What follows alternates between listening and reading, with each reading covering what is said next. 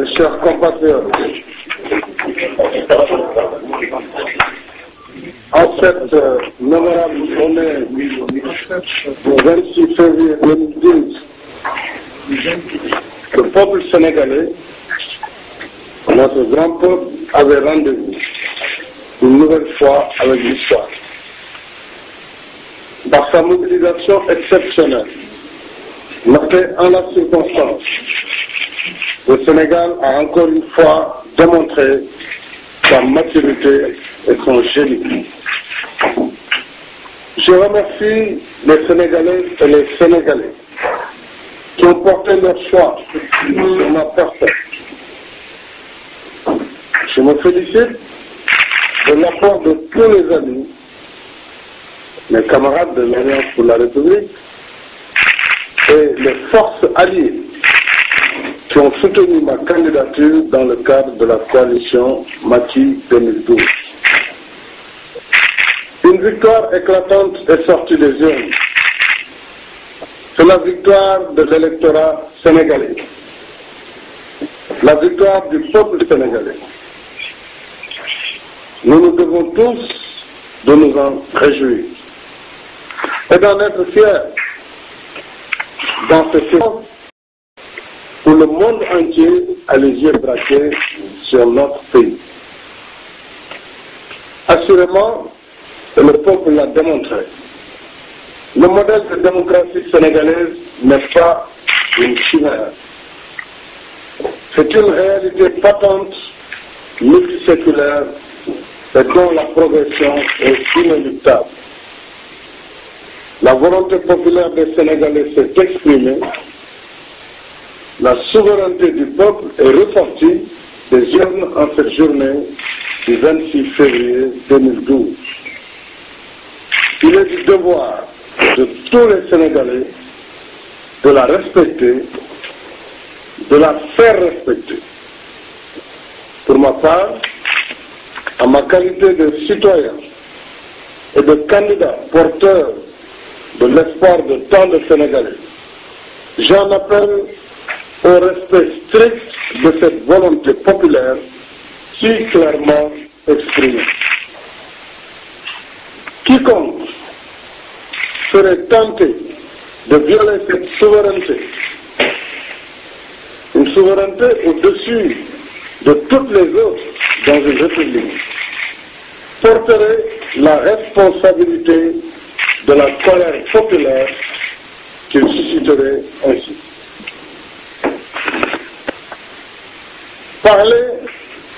Entendre parler de victoire au premier tour à cette heure-ci est inadmissible.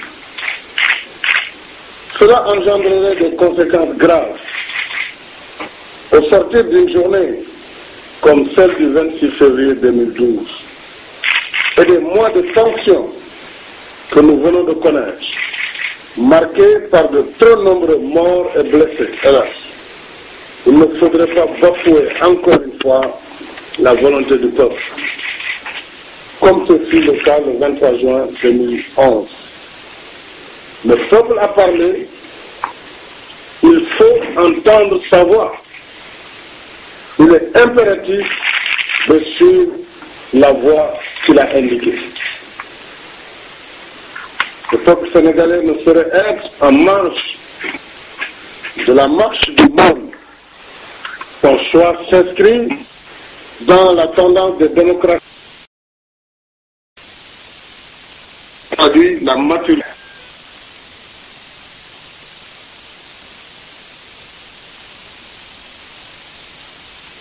Le Sénégal, qui est un modèle assuré de démocratie, ne peut pas devenir une contre-exemple par la volonté d'un homme ou d'un régime. Les chiffres en notre possession, et les tendances. Alors, finalement, nous devons bureau numéro 7. Bureau numéro 7, c'est inévitable. Nous avons gagné la coalition Macky 2012, les plus grands départements du Sénégal. Nous avons gagné toute la région de Dakar, à travers le département de Dakar, le premier département du Sénégal.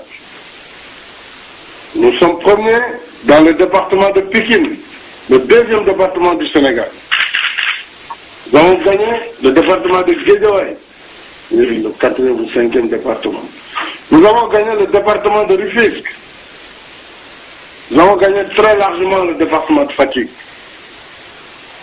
Celui de Tambacounda, nous avons gagné à Louga. Nous avons gagné massivement le département de Matam. Nous avons gagné de façon écrasante dans la diaspora. Sans parler des autres départements comme Foundiougne, j'en passe. Dans ces conditions, comment le président sortant peut passer au premier tour?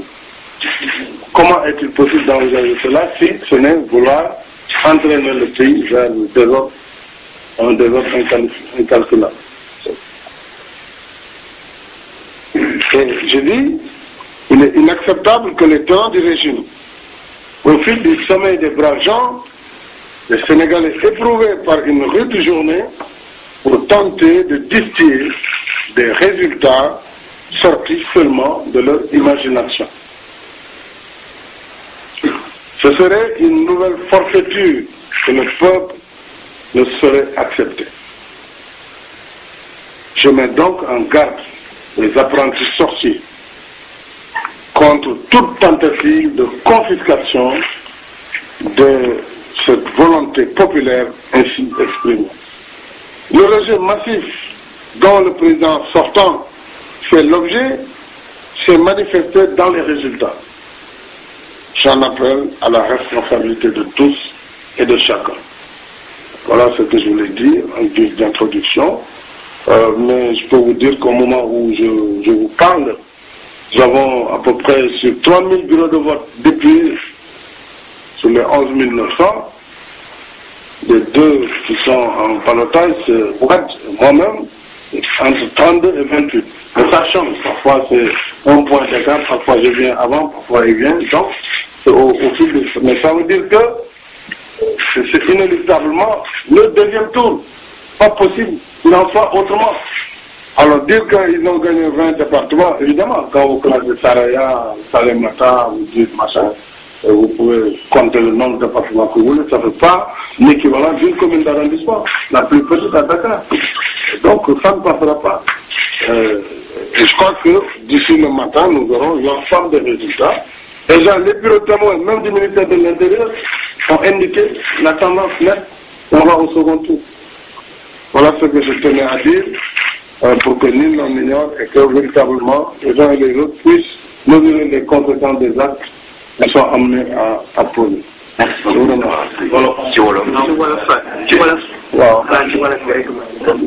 Waaw asalaamaaleykum mbokku Sénégal. S'il vous plaît. S'il vous plaît. C'est concret qui te font la demande. C'est de comprendre.